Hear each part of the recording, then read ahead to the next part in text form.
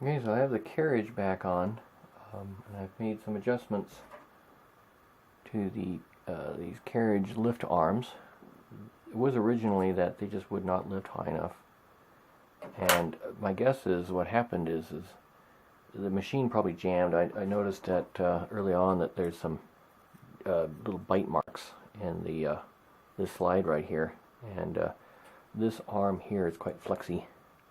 It's not as well supported as the arm is on the left side. It's up against this plate and it doesn't flex much, whereas this lift arm, fortunately, they were kind of, I don't know why, they were pretty good on the other side. Why they couldn't have done that over here, I don't know. Maybe there's some other mechanism that's in here that I don't have, that they had to project this out. But it's kind of a weak design. There's a lot of flex there, and there's a lot more lash on this side. So when I adjusted the cam part that lifts this guy, which is okay. So looking at the back side here, you can see this is part of the mechanism that lifts the carriage normally for most of the operations. There's a cam kind of hidden up in here, and it comes down on a bar. It comes down to this point here that goes to a pivot arm, and there's an adjustment screw here, and there's a slot that this thing's free to kind of travel up and down, and to kind of compensate for the travel of this other guy that is also common to the same bar that moves that carriage up and down, but it's operated on a separate cam.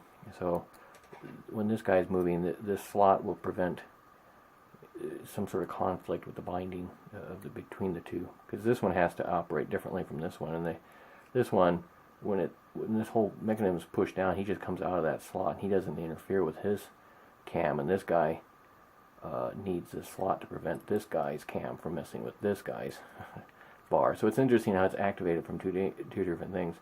But anyhow, it looks like the carriage was probably sitting up in its last operation, I'm guessing, probably because of the bite marks in the slide of the carriage, and it probably jammed a number of times at the end of its life, and it was probably sitting up, and explains why some of the buttons on the top of the machine that deal with the tab stuff are broken. Probably people put some weights on this thing, and then it pushed this arm down, and it turned this adjustment screw and caused it to slip, so it wasn't sitting in the right position anymore. So, and the screw itself is kind of the screws on an offset, kind of a cam-like arrangement where you can loosen it and turn it, and you'll adjust a pin that goes in the slot, kind of offset from the shaft here, and that's how you make your adjustment. It's you can probably move it by about half the distance of the total travel here. I guess I'd have to show a picture, and they don't have a very good picture of it, but it's two nuts, and you can rotate the whole thing and adjust it to basically its maximum height. Clonk. And then with that, you can then get these guys to actually lift up correctly. I had to also adjust, because this one has more lash and was probably pressed down more than this one was. I had to adjust. There's two, and it's really hard to see in all this sea of stuff, but there's a couple arms and you can adjust. It's probably, let's see here, where's that guy at? I think it's,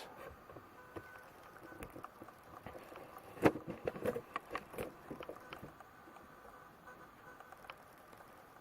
believe, after the fact, I believe it's this guy here I had to loosen, and there's a duplicate on the other side. Interesting, the instruction manual for some of the servicing of this stuff, it only mentions one side. So you adjust that, and you got this. You adjust that guy up a bit more because of the lash, and then this one I was able to otherwise leave on his shaft, and I finally got it to the point where everything will lift very nicely. I thought I'd go over real quick the carriage lift mechanism and how I had to adjust it. The carriage, as I've explained before, has to be lifted in order to clear some gears, which they aren't really depicting particularly here. There's a lift arm finger here that the carriage slides in. It's a little. The carriage itself is a folded piece of sheet metal, and there's a folded piece of sheet metal forms this finger here. And then this arm is raised by this arm that projects up. It is moved up by this arm on a shaft, and then this shaft is rotated by either an arm that comes across here, it goes behind this kind of a specialized cam system, or this other arm which is activated by this cam for mostly the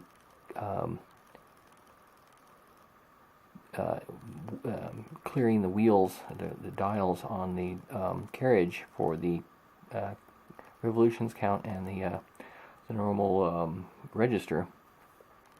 This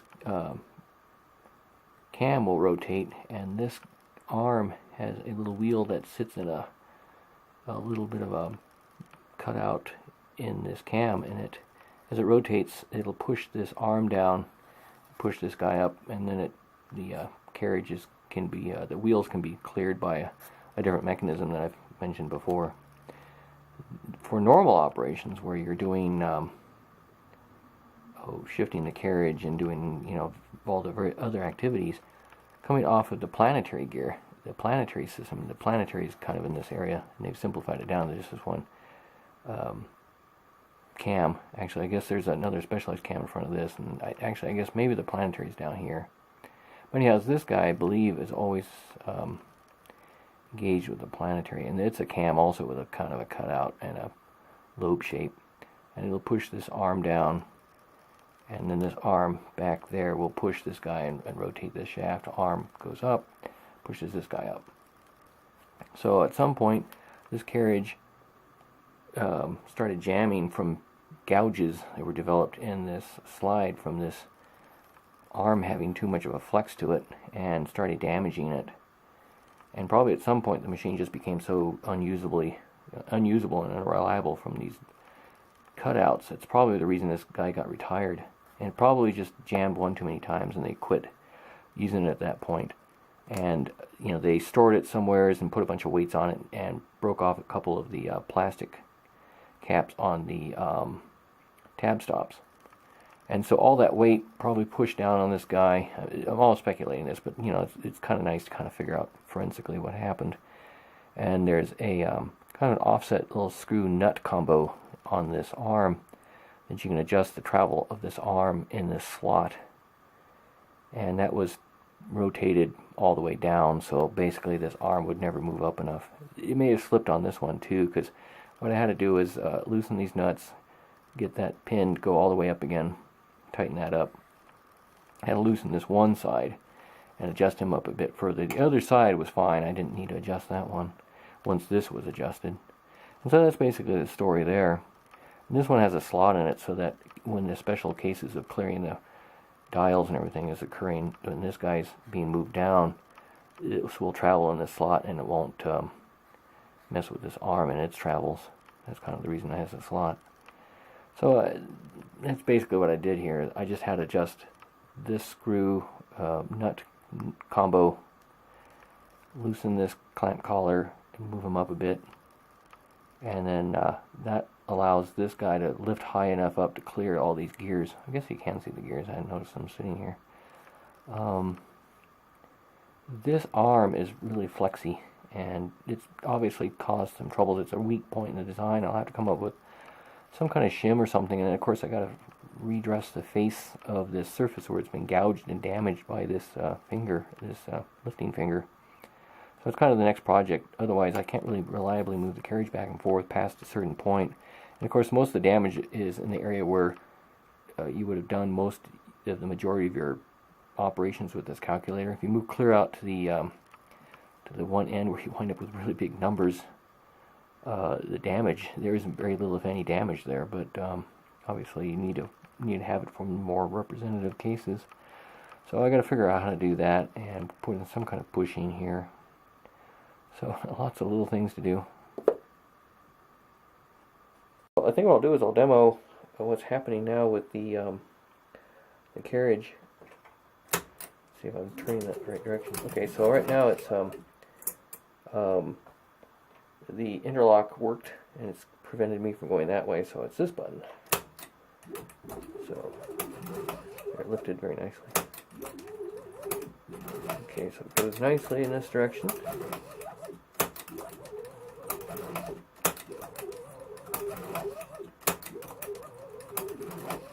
Okay, I think I might have one more travel before they off. Okay, I shouldn't be able to travel now. It doesn't. Okay, it lifts, but it doesn't travel. It all worked very nicely. Now when I start going this way, it'll probably travel nicely for a few times before it hits those damage points, and probably part of, oh, there it is, started right there. Oh, so it's twisted, and I have to lift it up past that damage point. Ow, it'll try to bite me. So it'll probably do the same. Oh, wrong way. Went the wrong way. It's this one, right? Yep. What am I doing? Okay. I guess I'm hitting. I should put the keys on. It would help a bit. None of that's less uncomfortable. Okay, it's happy there. It was lifting. There, it's starting to snag. Okay, it's snagging about the third point. And I'm having to kind of lift it. It could be the last days of this guy's... Oh, there it did it again.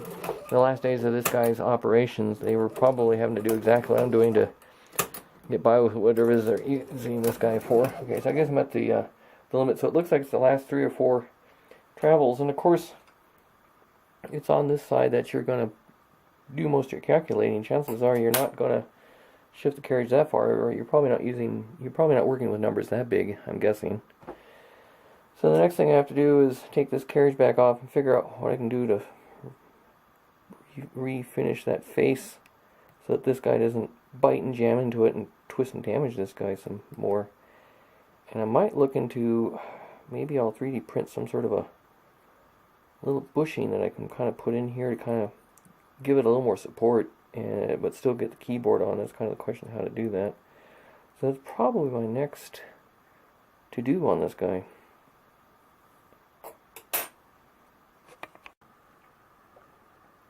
So here's a Monroe mechanical calculator in kind of a half state here. I just got the keyboard on temporarily with just a couple screws, and the carriage is on. Everything's kind of temporary here, and I thought I'd play with the machine a little bit and just demo that it really does work, at least to a minimal degree. I can put in like the number 5 and hand crank it. Yay, number 5. Let's add 5 again. And hey, how about that? It comes up right. And then maybe we can put in another 5 there. Which is not too surprising. Okay. And then let's subtract 400 and, well, actually, I guess I got that one wrong, so we'll clear that one. 4 and 4, and we'll subtract. I believe that's right, right? Okay, right? Obviously, I don't do math in my head. Why do I do math in my head when I have a mechanical calculator here? All right, so obviously can't do anything fancy until I get the other features going, but you can see that it works. And it's a case of, you know, you're tongue-tied to do anything particularly interesting at the moment, because it's like you have no particular challenging problem at the moment for it to do. And the cancel works. And the cancel now works. And put that all in. And put that all in. And I'm going to hit the clear button. And it cleared the keyboard. It doesn't clear anything else. And I guess that's what that does. It looks like it pulls all the zeros down. I guess I hadn't noticed that before. So I guess I guess you're not in the frame. Okay, I guess the clear button clears all these buttons here. So that's kind of the problem here. How do you get everything in the frame? So this is kind of more, let's just call this practice stuff here, and I'll learn how to show this better. I guess I'll clear everybody. Okay. What's interesting is you can actually, you know, get quite a bit done with just a hand crank on this thing. Obviously, it's a kind of defeats the automation, but